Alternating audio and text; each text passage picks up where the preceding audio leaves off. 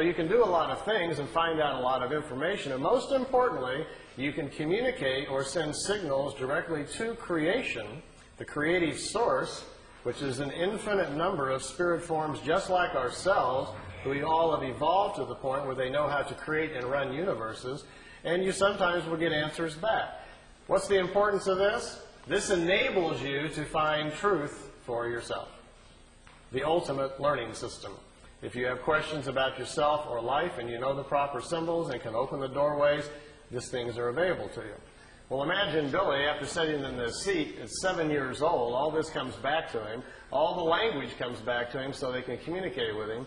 Then he steps outside of the craft and is sent back home. He's standing in a forest, 7 years old, out in Switzerland. Craft disappears. He goes back home. For the next few years, his education continues. They challenge him to remember things that have happened to him in his past and so forth, all about himself. So he has a very interesting childhood. Now, most of us, when we're 8, 9 years old, we're working on spelling between the lines and figuring out, 4 times 3 and so forth, and doing our painting projects. Billy made it through the 3rd grade. And at that point, one part of his mind was still learning math at the local school, and the other part of his mind is being crammed full of all these very high, sophisticated technical things that they want him to learn. As well as he can't sleep because at night the dream state is so serious and all this stuff are flooding into his head that we have a very confused young boy here.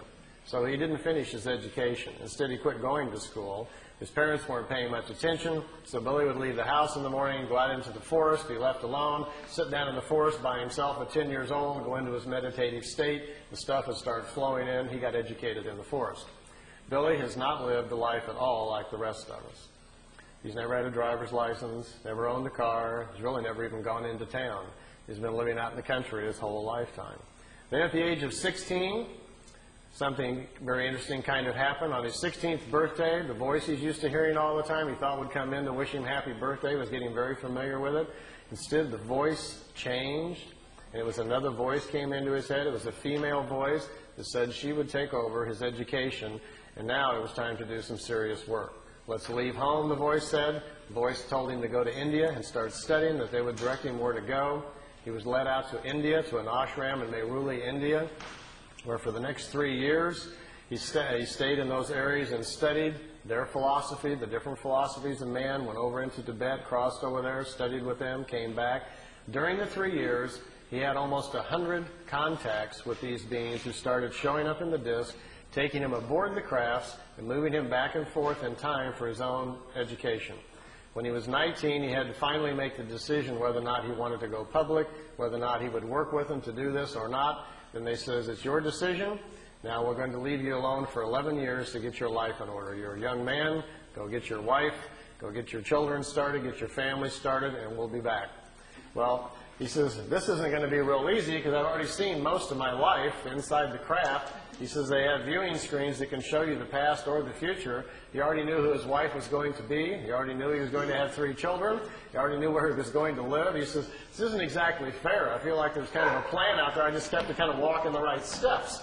So he says, well, I guess I'll go to Greece where I'm supposed to go, and I'll be meeting my wife in about 14 days on the side of the road. And it happened, just like they told him. He met his Calliope. They were married on December 26th. He was 19, she was 17. They had to sneak across the border because she was underage, made his way back into Switzerland where he went, and they had their children, and he settled down in the farm area where he was comfortable. At this point, let me show you some of the pictures and things that happened to him. I know some of you have seen many of the pictures before, but I can see on some faces you haven't. We'll go through those rather quickly and show you some because they're always kind of exciting to see some of the pictures. I've got the slide tray going, and I'm on a leash here. Maybe someone could help me start the slide projector. And I think we'll have to slide a little bit this way now, so it'll go by this gentleman. All right, well, let's see what happens to us here if we can get an image going here. Do we have any control over lights here? All right, light control. And let's see if we get a nice image here or where we're at.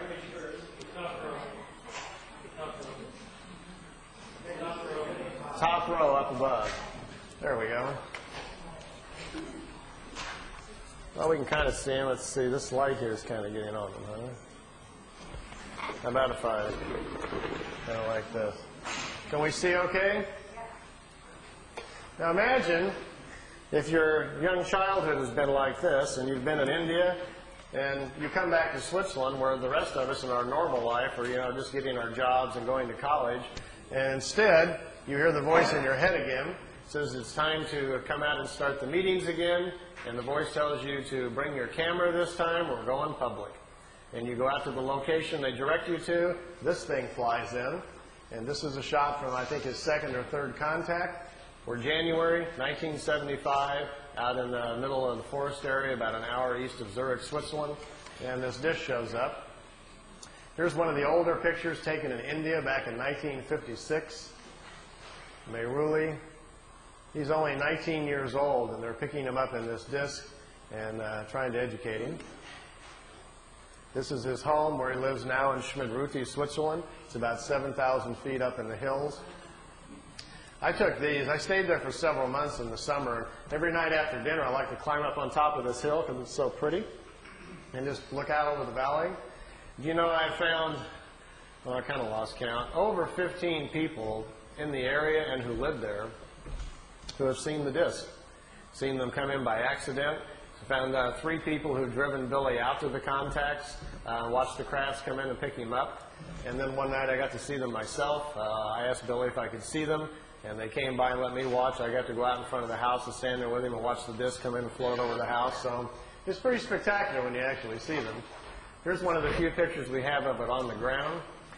Most of the contacts were during the daytime. They were going on almost on a weekly basis. Billy would get this familiar cooling sensation. He'd hear the voice in his head telling him where to go. He'd go out to the area that they'd chosen. And many times they would set the craft down on the ground like you're looking at here. They'd get out of the ship, sit down, and chat. I think, to me, one of my most memorable memories of him telling me about the contacts was at the first meeting on January 75. A lady stepped out of one of these crafts, came over and sat down. They talked for an hour and 20 minutes underneath the tree. And Billy asked the lady, he says, "Who are you?" She says, "Well, my name, you can call me, the name that I chose for myself is Semyazi." And she says, "Semyazi, how do you spell that, or what does it mean? Is that a family name?" She says, "No, we don't have family names like you do. We don't pass the names on like you do. We've quit doing that. Instead, we've evolved to a point spiritually where we are more in touch with who we are as a spirit. We understand our incarnation cycles better. So we choose names which the name identifies the path of discovery we are on and the type of education we're working on during this lifetime. And in our language, the sound, Semyazi with a Z, means a woman with half the knowledge of nature. And that's her study. She's trying to solve more of the equations about nature in relationship to man. Well, Billy was trying to make his notes and was trying to make some, write it down phonetically how the name sounded to him. So he wrote it out, S-E-M-Y-A-S-E, Semyazi. So all of his notes, that's what he always called her, but that's how she called herself.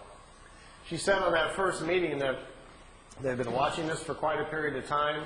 Their race is quite old. They are descendants of people from the constellation Lyra.